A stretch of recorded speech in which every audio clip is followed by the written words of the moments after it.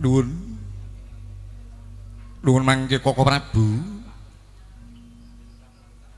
Sarawuh paduka Kanjeng Koko Prabu Mandura wonten negari Ndhurawati dereng dangu. Keparengori paduka kula ngaturaken prembagi panaka nami mugi kunjuka wonten sahandhap pada paduka Kanjeng Koko Prabu. Dalah. Yai Prabu iya. Siadi ngaturake prembagi panaka rama panglawan pun Kakang wis tak tampa Yai. Orang liwat amung pudi astutinipun Kakang wae tumrapa marang jeneng para Yai Prabu Ndhurawati. Kawula nuwun inggih Koko Prabu. Sanget pamundi kula paring pudi astuti paduka Kanjeng Koko Prabu. Mugi handayanana dhateng ri paduka ing Dwaraka Koko Prabu. Boten nanggung mugi kepareng lenggah pinarak ingkang prayogi. Ya. Kaya ora kurang kepenak nggonipun Kakang Marak ngabiyantara nang kersaning Siadi dina samengko Yai. Koko Prabu. Lega bingah arosing manah ri paduka kula. Sak sampunipun ingkang rayi kula nyumenapi paduka Kanjeng Koko Prabu keparengan rawuh wonten negari Dwaraka. Embanipun ngadidini tumedhak ing Sang Hyang Brahma.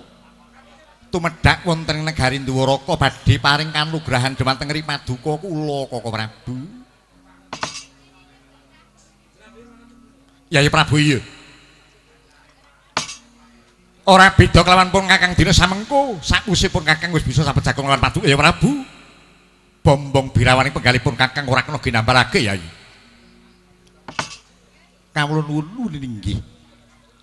Namungke mamon Koko Prabu. Sekedhik wonten kuciwanipun dening paduka Kanjeng Koko Prabu keparengan rawuh wonten negari Ndhuwarawati. Boten kepareng-paring cecala langkung rumiyin. Kasebat wonten Nawala Patra utawi gandhek sakembaran Koko Prabu. Yai.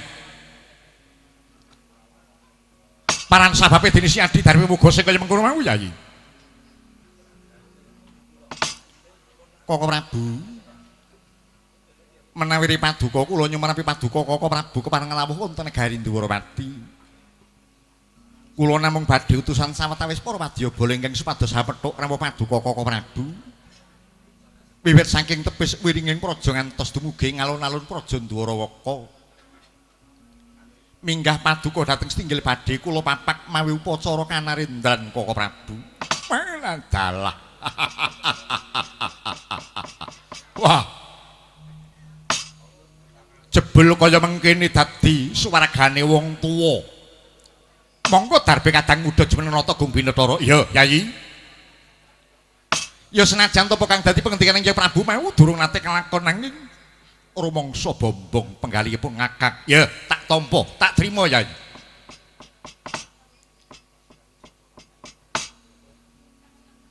Marmanipun Kakang tumeka ning Praja Ndhuwarawati ora paring cecala kelawan Siadi sabab saka pangrasanipun Kakang antaraning Ndhuwarawati kelawan Mandura mau kaya-kaya wis ora ana bedane. Ndhuwarawati ya Mandura, Mandura ya Ndhuwarawati ing pangangkah kabeh mau bisa saya nyepeketake kadangan ing antaraning kawula Ndhuwarawati kelawan Mandura. Hayo nganti ginggang sarikma Yai. Kawula nuwun inggih Koko Prabu.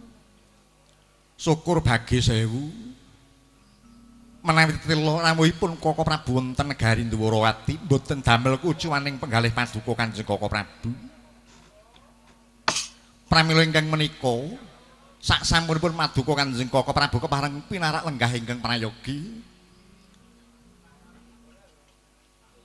Semunipun wonten wigatos ingkang badhe kababar. Mbok menawi saged kababar ing kathah monggo kepareng paring dawuh. Ri paduka kula ingkang badhe nganglungaken jangga nelingaken kanumpuni dhateng sabda paduka Kanjeng Koko Prabu. Handrah ingkang puspita rum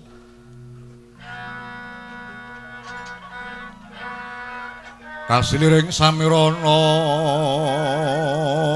mrih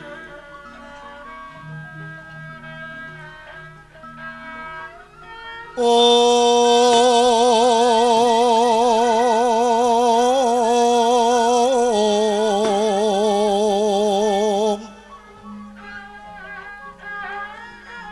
sekar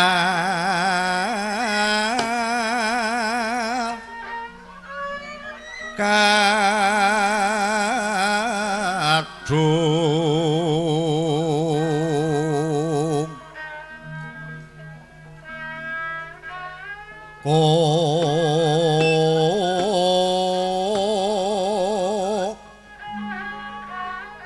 ngas kandanyo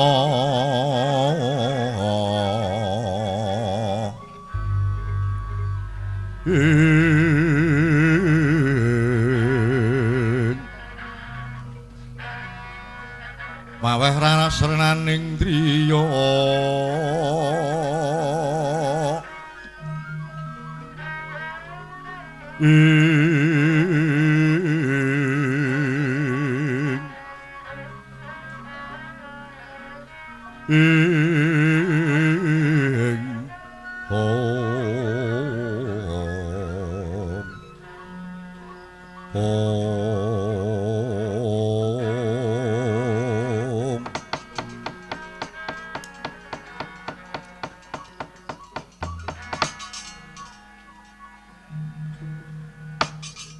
Yayi Prabu manaman dina samangka pun Kakang tumeka ning Praja Ndwaramati iki yetine pancen ana sithik wigatine ingkang sepisan ya sabab sawetara suwene pun Kakang ora rasa bejagong lan waduka Yayi Prabu mula kaya tak gelak akune Kyai Puspanta ing pangangkah enggal tumeka ning Praja Ndwaramati saengga bisa sabejagong lan waduka Yayi Prabu ingkang angka loro Yayi. Sawetara suwene pun Kakang nuran nyumurupi marang kahanan Praja Ndwaramati dalasan kahananing para kawula Praja Ndwaraka. Wah. Kaya ngapa bomong biramparing penggalipun Kakang sawise nyumurupi kahananing para kawula. Ingkang nyatane padha sengkut gumregut nggone mbangun papan dunungi kang mangkono mau mracih nani kalamonta lahir batin nggone nyengku ya marang paduka Yayi Prabu Jumenenrata ning Praja Ndwaramati iki. Kawula nuwun ninggi dening Ancik Kang Triwigati Yayi nggonipun Kakang tumeka ning Praja Ndwaramati iki yektine bakal nanjihake pawarta pinandhunging karna ujaring Mbok Bakul sinambi wara ingkang dina samengko ngantos tumeka ning Praja Mandura kang padha ngandharake kalamunta dina samengko Kyai Semar Badranaya bakal mbangun kayuwangan Yayi. Apa kabar kang kaya mangkono mau kabar kang kapara nyata? Apa mung kabar kang kaya wara wae Yayi? Koko Prabu. Kaluhuran pangandika paduka Kanjeng Koko Prabu. Bilih wekdal mangke Kyai Semar Badranaya badhe mbangun kayuwangan. Lah dalah.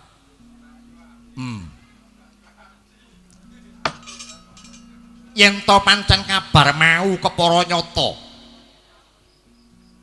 Iki yektine sing dadi judheke penggalipun Kakang. Ing atase kayuwangan kok bakal dibangun kuwi sing dibangun kuwi apane Yayi? Lumrahe bangun kuwi bangun kahanan ning Marcapada, bangun Bale Wisma. Bangun desa, bangun negara. Lho kayangan kok arep dibangun kuwi lho. Monggo ujare sing padha percaya. Kahanan kayuwangan wis endah edi ning semake pepasan tanpa mboga ora luwe tanpa ngunjuk ora salit tanpa turu ora arit lho kahanan kaya ngono apike kok sing dibangun kuwi bangun apane Yayi Koko Prabu mugi paduka Koko Prabu mboten sube sinten sejatosipun Kyai Semar Badranaya lho iya yen perkara kuwi pun Kakang isih kelingan Kyai Semar Badranaya kuwi panjalmaning Sang Hyang Ismaya. Monggo Sang Hyang Ismaya menika kadangipun sepuh Sang Hyang Jagatlata. Pramila pamilipun Kyai Ismaya badhe amurba kayuwangan.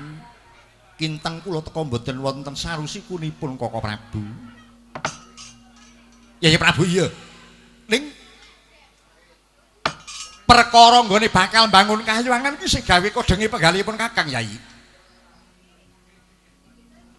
Mula Kang Saka kuwi margake pun Kakang Jarwanana lekase Kyai Semar Badranaya kuwi apa? Koko Prabu. Bebasan Yayah Toya sinaring lembuting penggalihipun Kyai Semar Badranaya. Saengga ri paduka kula mboten kuwawi ngungak wiwaraning karsa ingkang tasih siningit kala mau. Namung kemawon Koko Prabu. Kula pitados bilih lekasipun Kyai Semar Badranaya kala mau badhe ambabar karahayaning jagat raya. Ngono. Kawula nuwun inggih. Ning ngene Yai. Rehning pun Kakang kuwi kelingan. Siji talining jagat, loro rekasakaning jagat, telu suryaning jagat. Telu-telune mawiyektine ora bisa pisah. Talining jagat dumunung ana Kyai Semar Badranaya dene. Reksakaning jagat dumunung ana Yayi Harjuna. Dene kang pungkasan ya kuwi suryaning jagat dumunung ana ing paduka ya Prabu Indrawati lho gene ya. Ing atase Kyai Semar Badranaya bakal bangun kayuwangan kok si Adi malah enak-enak lenggah ana praja Yayi. Koko Prabu ndadosna kawuningan milanipun ri paduka kula mboten rencang dhateng lekasipun Kyai Semar Badranaya. Karana ri paduka kula nembe nandhang ribet Koko Prabu. Lho. Kosek to? Ribet bab apa kuwi? Koko Prabu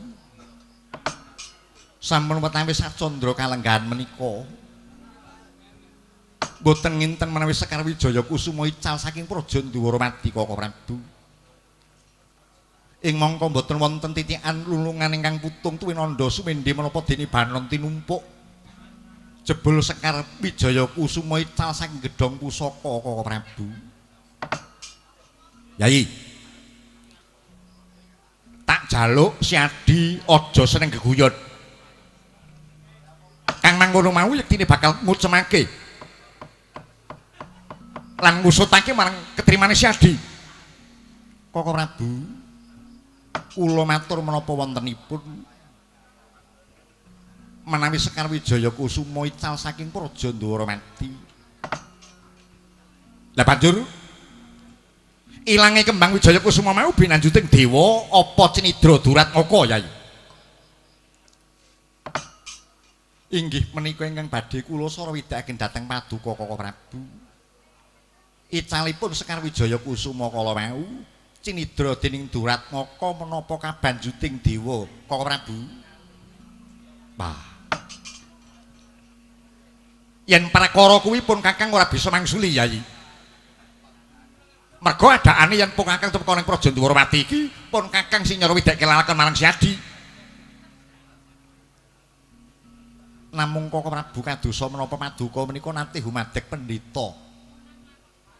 Kulina menep rasane gedhe tapa bratane mapan wonten ngargasa nyapa parek Masi Jaladara. Pramila kadosa menapa parikedah kula nyuwun dawuh dhateng paduka Koko Prabu. Bah. Ya. Yen pun Kakak yen si Adi mepetake kelawan pun Kakang ora ketang gayuh-gayuh tuna, ora ketang sembur-sembur adas, bakal tak wangsuli pitakon si Adi. Ngene. Saelingipun Kakang pusaka peparingi sing maharsipat manaba kae ana 3. Siji senjata cakra, loro panah Kesawa, 3 kembang Wijaya Kusuma.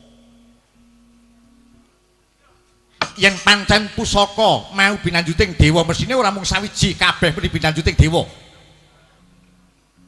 Ning gandeng pusaka kang ilang mau mung sawiji, cetha kalemunta ana kang mewi marang ketrimaning si Adi.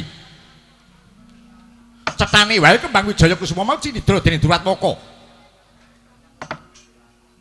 Lajeng sinten ingkang kumawantun nyidra dhateng Sekar Wijaya Mulya Koko Prabu. Lah nek tekan nggon sapa sing nyolong kuwi pun Kakang ora bisa narbuka Yai. Mung kanggo titikan bae. Yen temengko wis ana pratandha sawijining satriya kang gelem mlabuh labet marang Raja Ndwarawati. Ya ing kono margane pusakane Si Adi mau bakal bali marang Raja Ndwarawati Yayi. Yuwang Rata Sri Baladewa miwah nata Harimurti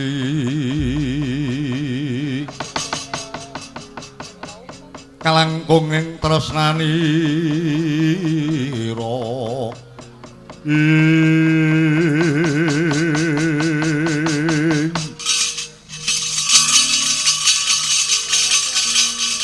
marang Sang Diabanon Sinawi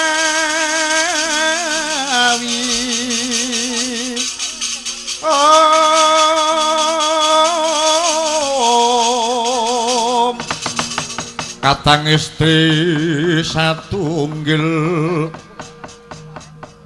mauna duta marang Sri Narendra kalih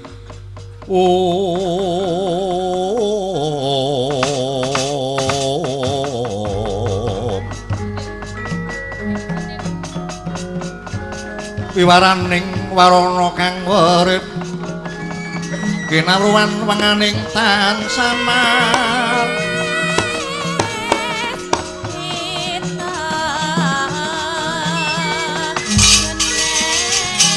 kasarira saharine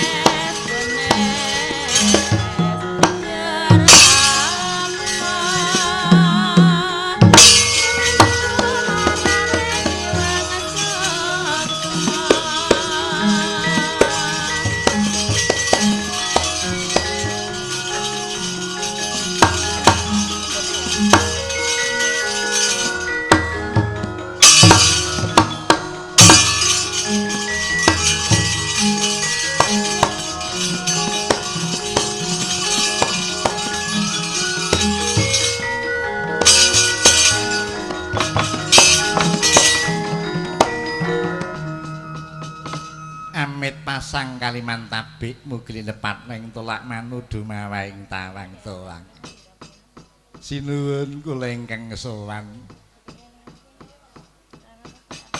Paman Harya sami karaharjan rawuhipun Paman Harya wonten negari Ndwaramati inggih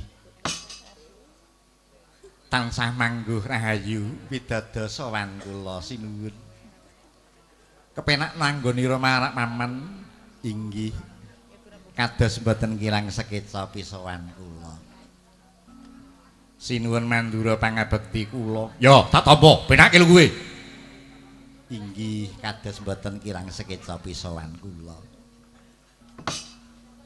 Paman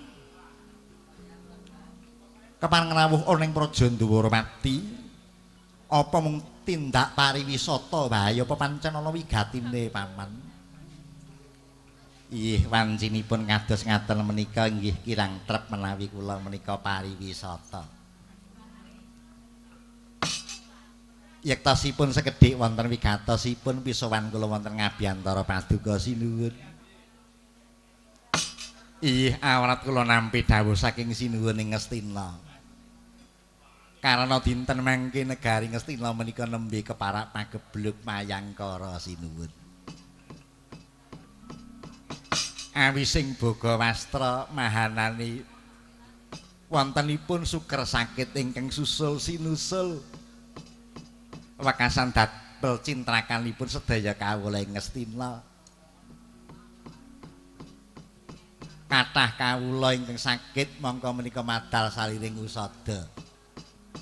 Enjing sakit sonten pejah. Sonten sakit enjing pejah. Mekaten susul sinusul ngantos damel tintrinipun para kawula ing Ngastina. Lajeng sinuwun ing Ngastina menika nyuwun wonten purbaning kawasa nuli pikantuk pitedah. Bilih yektosipun badhe walaya jati temah nirmala wujudipun negari Ngastina menawi tinenggan wujudipun Sekar Wijaya Kusuma. Mangka kinten kula jagat menika mboten wonten kalih ingkang kagungan Sekar Wijaya mulya menika namung paduka sinuwun ing Dwarawati. Mila kula lajeng sowan mriki. Inggih awrat-awratipun kula nampi dawuhipun sinuwun ing Ngastina. Mugi wonten kepareng paduka sinuwun lilani Sekar Wijaya Kusuma badhe kula suwun ngampil. Kula boyong dhateng negari Ngastina minangka nambak rengkaning praja ing Ngastina sinuwun. Praptane iki Lurah Petruk.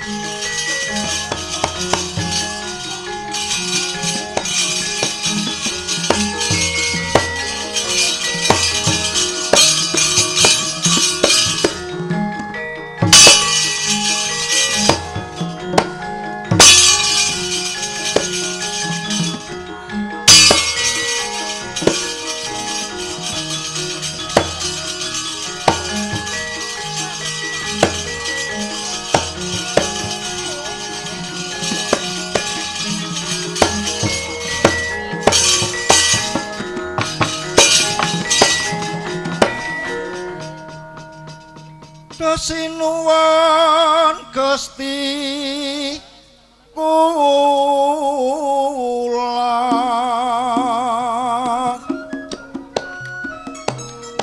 umat idane bocah kuwi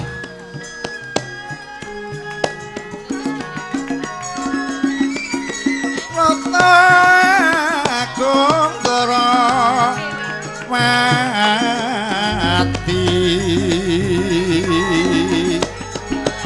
Iya, Petruk iya.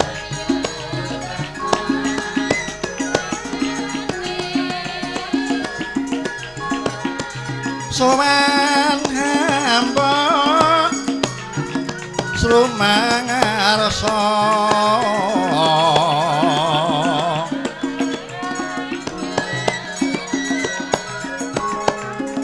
kula ngatur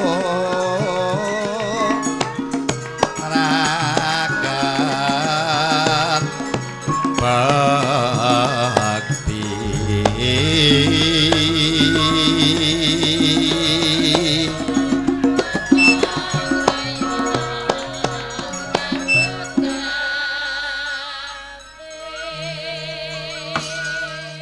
kowe iki nembang apa? Sinom lho, Dik. Lah sinom kok nyang ndi-ndi iki karepmu piye? Rombongane beda-beda kok. Sinom ki nek kono karo kene beda kok.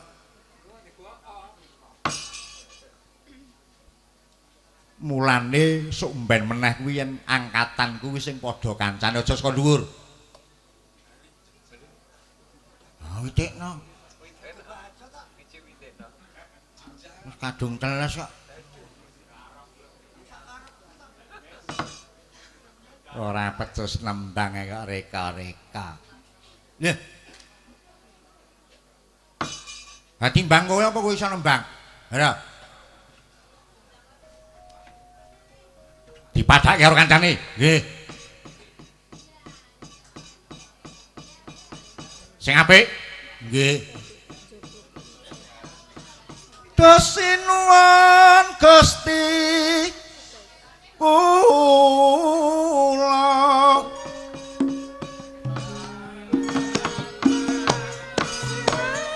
lah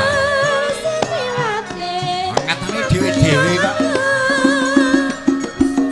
nata agung ora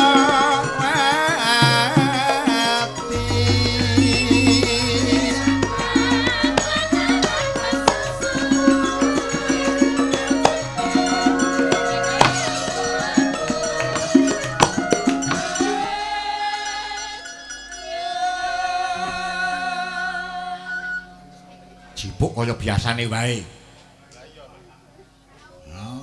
Kene saelinge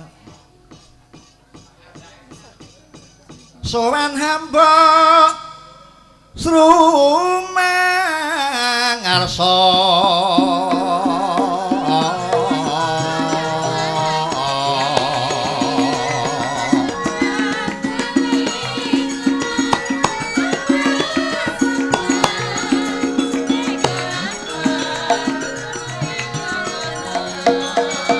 ngaturaken sembah bakti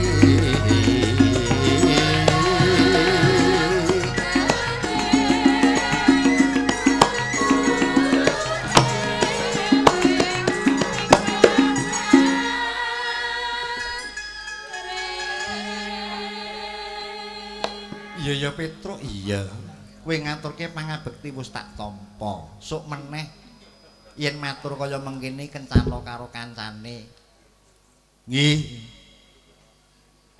yang dikaya ngapa nggih mriki ya gara saelinge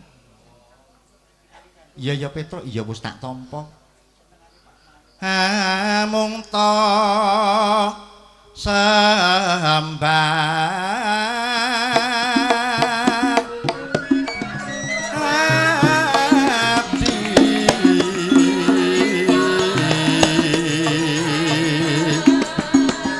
mugi konco kang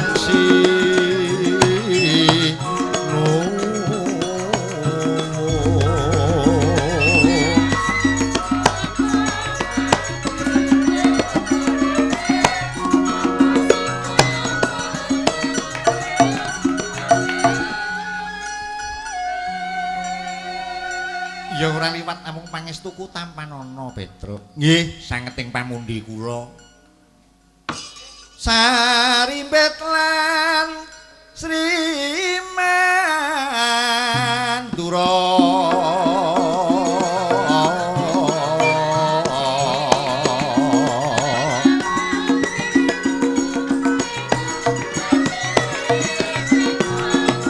Ya, Petruk piye?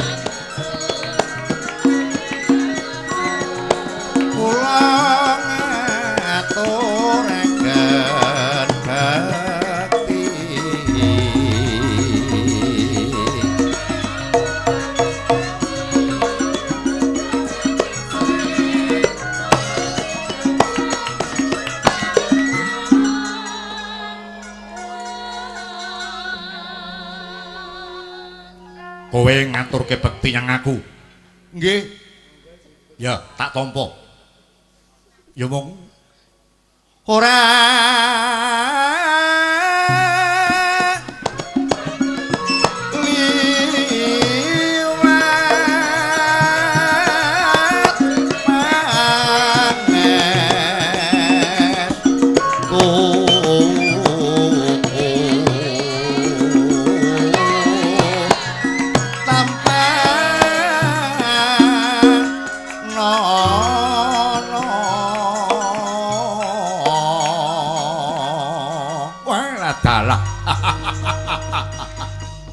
wah, ratu barang kok sore jak ura-ura.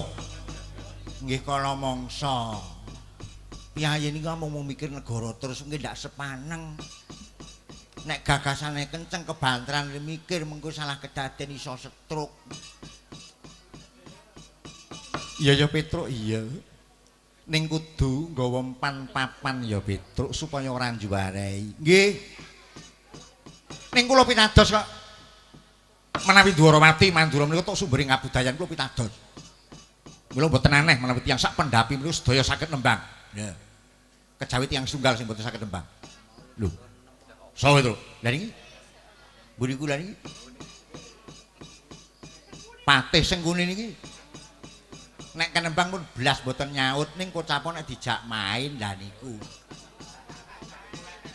Mula rupane lak nganti kaya joker. Kancane wayahe leren nantangi kancane bareng tolong kasutan leren. Ngutangi duwite kancane.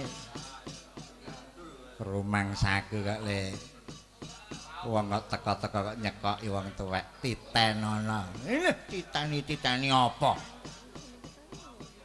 Sengkuni niteni mangsa maratana ora we.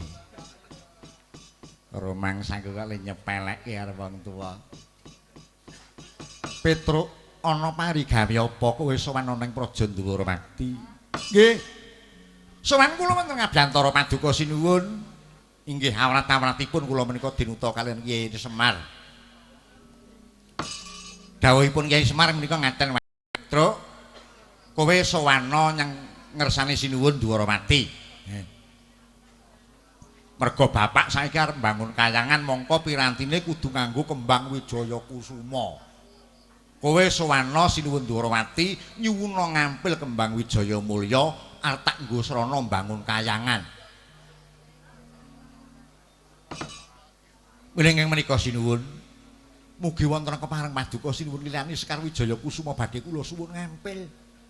Kula boyong dhateng Karang Kedempel kangge srana bapak anggenipun lajeng bangun kayangan. Ora ngono, bapakmu arep bangun kayangan sing kepiye? Kula dhewe nggih judhek kok. Omahe gedheke ting tromplong yang ndi arep bangun kono-kono kuwi ya judhek anjen. Nggih pun kula elekke ning wong bapak niku dikarep nggih kaya ngoten nika. Petruk apa dene sira Paman Patih Harya Sangkuni ndadekno wuruhananmu kan montok kembang Wijaya Kusuma ilang saka Praja Ndhuwaramati. Mula sing gedhe pangapuramu kepeksa aku ora bisa ngulungake marang kowe kabeh. Becik kowe baliya matura kawan sing utusan kowe. Yen to kembang Wijaya Mulya ilang saka Praja Ndhuwaramati. Ih, nyuwun pangapunten Sinuwun. Ih, mestinipun kula mboten maiben menawi Paduka Sinuwun menika nggadahi raos pekewet kaliyan Petruk. Lajeng mawi sambung tembung samudana menawi kembang Wijaya Kusuma ical.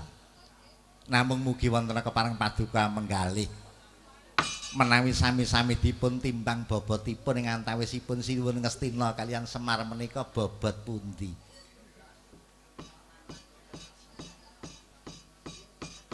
Paduka Nalendra anak Prabu Duryudana inggih nata menawi Paduka badhe labuh labet dhateng Semar. Cobi kula aturi menggalih. Semar kuwi mung napa ta wong? Semar niku ya mung punakawan. Bebasan kere munggah bali lho kaya ngoten kok ajeng dilabuhi menapa mboten kepelara derajat Paduka Sinuwun. Nglabuhi kere demene melu melarat. Mila prayogi kepareng ngulungaken Sekar Wijaya Kusuma kula suwun kula bekta dhateng negari Ngastina. Sinuwun. Kepareng kula munjuk atur. Iya Petruk. Pancen leres ngendikanipun ingkang minulya jagat wedhus Sengkuni niku leres. Bener kula niku mung gedibal 17, bener kula niku mung dagelan. Ing Cobi kula aturi emut, Hari Cobi. Bapak niku labuh labete kaliyan Paduka Sinuwun menapa dene Sinuwun Mandura, Hari Cobi. Wiwit jumenengipun ingkang Eyang sawargi Prabu Kuntiboja. Ngantos jumenengipun ingkang Rama sawarga Prabu Basudewa ngantos jumeneng Paduka Sinuwun Ndhuwaramati Sinuwun Mandura sedaya dipun mong dipun gula wentah dipun sengguyung kaliyan Kyai Semar Badranaya labuh nek labuh labet nek labeta mung pendak ndir mung agur-agur dhateng kamardikan panjenengan kula mboten maido nek Kurawa niku sugih bandha donya ning mlarat kabecikan lho dasare watake jahil metakil drengki srai panasten open mongko cetil. Wong kaya ngoten kok dipun labuhi. Mila ingkang menika monggo keparenga nglilani Sekar Wijaya Kusuma badhe kula suwun kula boyong dhateng Karang Kedempel kangge srana bapak anggenipun badhe bangun kayangan. Petruk. Petruk. Apa nih? Gus. Rumangsaku kok karo wong gerang kok. Iki kan ning Pasewakan Agung nggone Priagung luhur. luhur karepmu, ngasar karepmu. Kowe iki dudu nggonmu ora nang kene iki. Iki nggone Priagung luhur dudu papane para kere-kere. Kowe papanmu kene ning tengah pasar kono. Ayo, nyah tak paringi dhewe 1000. Jajane metu kono. Sajake wandane kaya tikus ketempung lenga nek nyepelekke men dhuwit 1000 iki nggo apa? Kowe gelem lunga saka kene apa ora? Karo dene kaya kowe nundung aku iki pangatmu ki apa? Kowe iki dayoh, aku ya dayoh. Ora ning jamak lumrahe kok dayoh nundung padha dayoh ku ora ning. Lho, ning aku ora patih. Patih karepmu, piyon karepmu. Wah titenana. Pati yo ngene sengkuni yo genah penting petruke arepamu batur. Lah buktine apa? Buktine? Heeh. Gone piyayi-piyayi kae. Malah warung-warung kae sok masang gambare Sinuwun Mandura, Sinuwun Dwarawati. Ya ini Semar, enek sing masang gambarku barang. Oh. Nganggo surjan. Gambar Petruk nganggo surjan, udut nganggo kipa. Kaya sing girong. Ora eneng kok. Wong kok masang kok gambar kok sengkuni. Lho, kuwi jaman biyen ya eneng gambar sengkuni kuwi mung dienggo umbul. Nek le umbul gambare mengkurep kuwi entek-entekane disuwek. Lah, cik. Ora mangsa ku oleh mun nyepelekke nyang aku. Aku tekan kene iki dutaning ratu. Aku ya duta. Oh. Ambak mung bak iki kongkonan lurah. Aku teko nang kene kuwi ora mung ijen ning bebarengan karo Kurawa. Njaluk apa tak ladeni. Gelut wanine kroyokan kok diduk-dukne. Ayo, yen wani ijen padha ijen. Njaluk piye? Olahmu piye ladeni? Wah, dalah ora kena diman tenan bocah iki. Gembelo sirahmu. Kowe nyepelekke karo utusan saka negara Ngastina. Ora kena temen kowe njaluk tak. Hei! Wong gerak-gerak terus. Ora ngerti tatanan. Iki ora ning lapangan, iki ora ning pasar. Betul? Kowe krungu dhewe. Ngendikane Prabu Dwarawati mau piye? Nah, wong kuwi nek ora ngrungokke. Wong kuwi nek ora ngrungokke nyepelekke karo ngendikane sing kagungan dalem. Yai Prabu Dwarawati mau paring dawuh kalamonta Kembang Wijaya Kusuma ilang saka Praja Dwarawati. Mula kowe bali ya. Nah, kowe bali ya. Kowe bareng kuwi. Nggih, nggih. Kowe bali ya matura kawan sing kongkonan kowe. Yen to Kembang Wijaya Kusuma ora iso dulungake sebab kembange ilang. Halo, ayo kono bali. Ayo tang bali. Bali. Bali.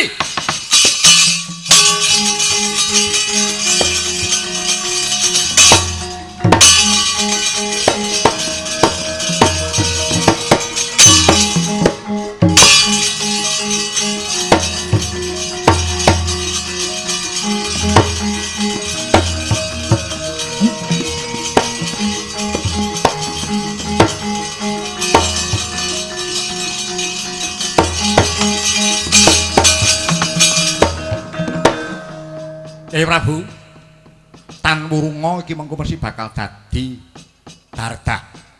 Ibarate kriwikan dadi grujukan sebab kang apal kalawan watak wandune Kurawa. Sengkuni teko kene mesti ora bakal ijen. Petruk yen to iki mau dianggep pepalang Tan Wurunga mesti Petruk bakal dibondo. Mula dina samengko pun Kakang Lilanula bakal mbentengi Praja Dwarawati yen to nganti Kurawa mau gawe dardah, gawe kisruh ning ladan Praja Dwarawati. Petruk mapan ana Dwaraka, kuwi dadi pengayomane wong Dwarawati. Lilanula pun Kakang bakal nyembu marang babaring lakon iki mengko. Koko Prabu. Namung menapa mboten prayogi kula dherekaken Kembul Bojana kalian ingkang rayi langkung rumiyin. Yayi. Kembul Bojana Ndrawina ketemu mburi pendak hari winang sulat. Sing baku rampung pakaryan iki. Namung kemawon Saparipurnanipun keparenga kula dherekaken tumedhak wonten ing Karang Kedempel. Nyuwun pitedah dhateng keparengipun Kyai Semar Badranaya menggah menapa lekngasipun Kyai Semar anggenipun badhe mbangun kayuwangan kala mau. Ya.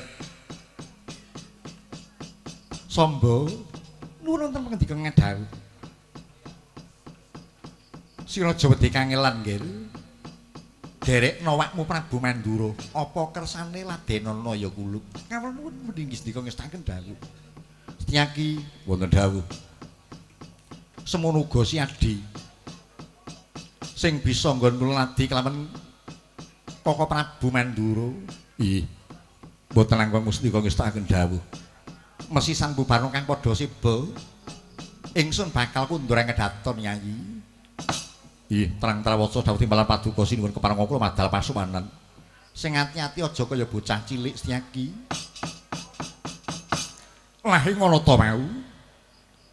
Wis purna pangandikanira Sinarendring Dwarawati laju arsa kundur ngedaton tedhak jog saking Panggandapar ento. Tedhak ing sangaton ngaton binayang kari.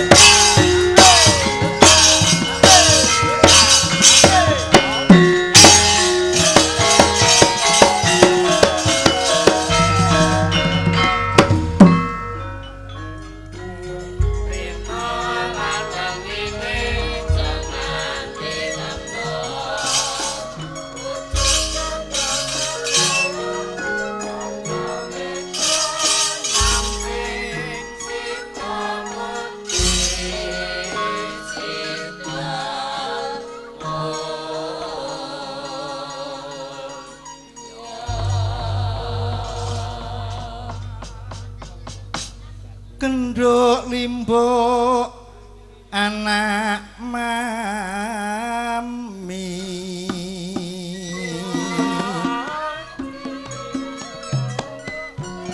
Pacut manggal iya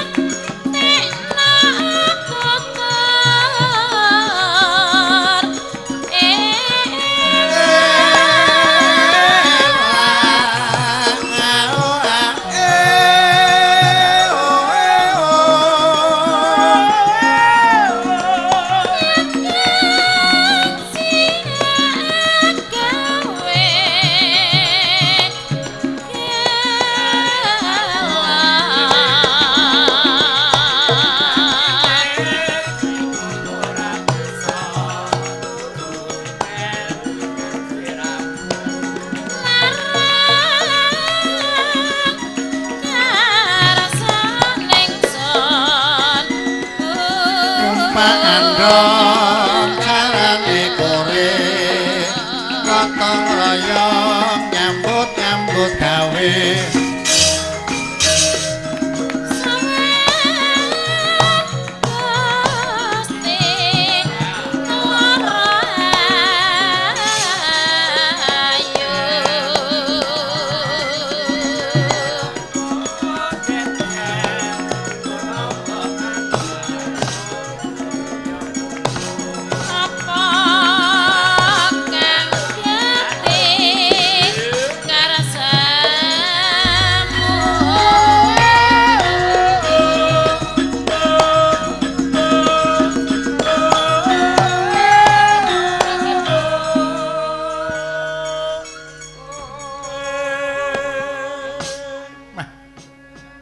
saya wengi saya gumyak iya jebul iki saka kanca-kanca karawitan sendang laras mula kok ketok banyu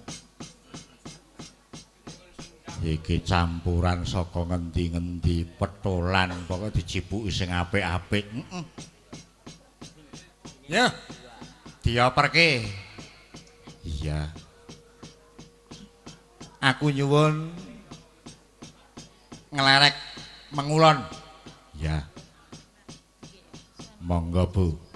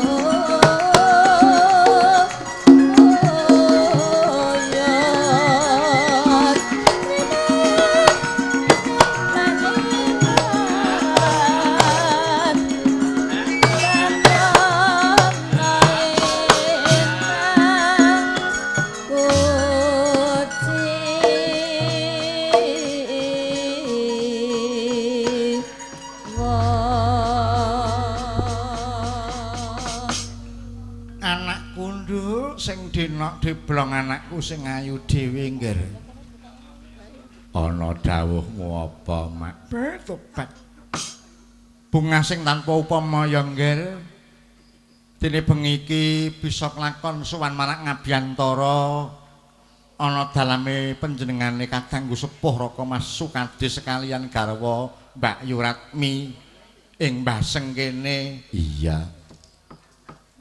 Iki wigatine apa?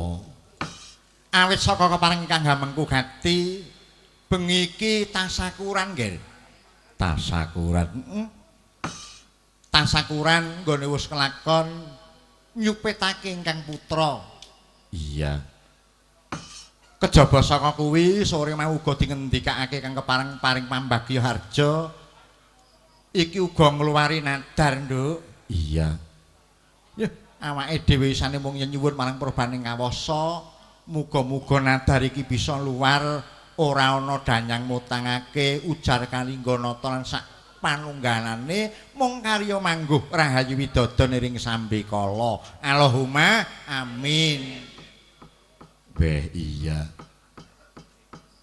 Ya senajan tanggane nyupetake wis kelakon kanthi Rahayu Widodon ing Sambikala, bengi iki dianakake tasakuran. Sing nimbali si biyung sapa? Nalika semana aku nampa telepon saka panjenengane Mbah Kimo. Iya. Iki Mbah Dongkol.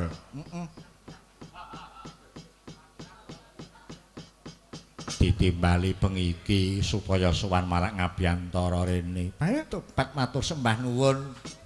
Bengi iki diparingi ngampil gongso agemane Mbak Keni. Iya. Bengi iki ora bisa sowan mrene merga ya nyempatake berbulan madu. Iya. Sing kepareng nabuh kanca-kanca pengarawit komplit. Wah. Pengarepe sing ngempul, Nduk. Iya. Ganti kabeh kudu tunduk karo sing ngempul wong dikaya ngapa. Sing bandari kono. Iya. Iki kanca-kanca saka Sendang Laras. Alamate ngendi? Alamate ngolah ngalih. Wong alamat kok ngolah ngalih. Iki pangarsane Pak Kimo dhewe. Tobat. Ya dikaya ngapa aku lan kowe bisa sowan marang Ngabyantara rene senajan to dapokane mung dalang daplang wis ora nggawa apa-apa. Iya. Disengkuyung karo para kadang-kadang saka Sendang Laras matur sembah nuwun. Iya. Ibu Suwarawati sing kepareng marang Ngabyantara ana 4. Biyayine kok le subur-subur kaya aku. Piye ta, Nduk? Dasare bengi iki disembadani tenan karo sing kepareng Hamengku Gati. Ya kuwi Kadangku Sepuh Raka Mas Sukadi sekalian garwa Mbak Yuratmi. Nggone tasakuran ngislamake ingkang putra ya kuwi bagus rapi ageng penggalih kelawan anakku lanang Oki Prasetya. Putrane ana loro. Bengi iki nyatane ya disembadani tenan apa-apa dicukupi. Mbah, iya. Nyatane kanca-kanca pengarawit piwitawan esuk mau nganti sak yahmene isih katon semangat. Piye ta? Duk, apa? Ya senajan to dikaya ngapa, awake dhewe mau sowan mrene ya karo Pak Sopir. Iya. Nek iso ya aja mung ngoceh dhewe supire ya kon maju. Iya. Coba kaya ngapa ben nepungke Ibu Suwarawati sing kepareng marang Ngabyantara bengi iki. Monggo Pak Sopir. Kula aturi majeng, yo disepati Mentara Manca, yo cul.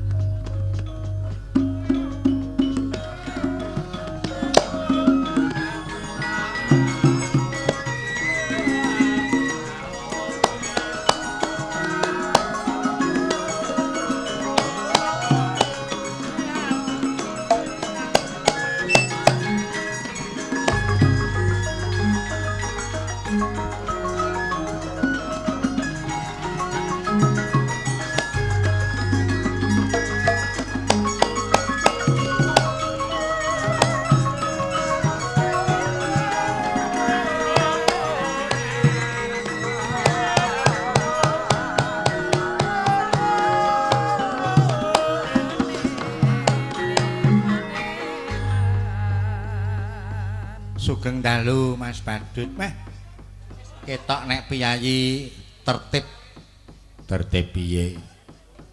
Nuhoni dawing polisi tertib berlalu lintas.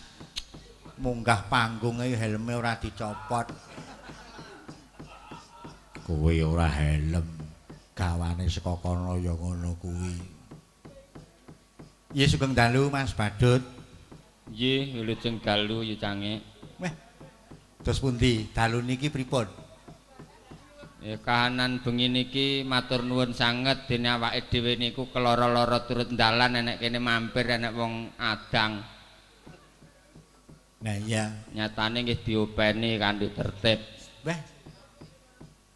Piyayi kene iki piyayi budaya kabeh kok. Malah ki mang tak kira aku kene ra nganggo mic wong arepku iki enek ambengan. Lah kuwi ambengan kuwi dienggo syarat nggone ngluwari nadar mau. Oh, nggih. Leres. Engko kok cuwili. Mboten napa-napa iki wis disahke karo sing Mbau Resa kok. Ternyatanipun dalu menika ingkang kagungan kersa menika Pak Sukadi sekalian garwa Mbak Yuratmi. Sukardi Laras. Lho. Niki mboten nganggo laras, grupe niki jenenge Sendang Laras. Oh, Sendang Laras, Pak. Nah, Kula kinten. Lah nggih wong. Kula niku mung nglurekke tembunge yu cangik nika, Bu. pripun? Dari iki krawitane Sendang Laras, lah sing kagungan dalem iki Pak Sukadi, tak kira nek Sukadi Laras. Ayo piyayine pancen seneng bab nggon laras-larasan. Mula Nggih, matur nuwun kalian penjanipun Pak Sukadi dene wis keparenge saka Gusti Kang Maha Kuwasa niki dina wis kepareng tasakuran. Le sunat enek Cirebon le Nasakuri enek kene. ya ora apa-apa wong panjenengane iki lebara eneng kono. Oh, ngaten. Sandang pangane eneng kono. Nyatanipun yucange rawuh mriki wah dicepaki pesinden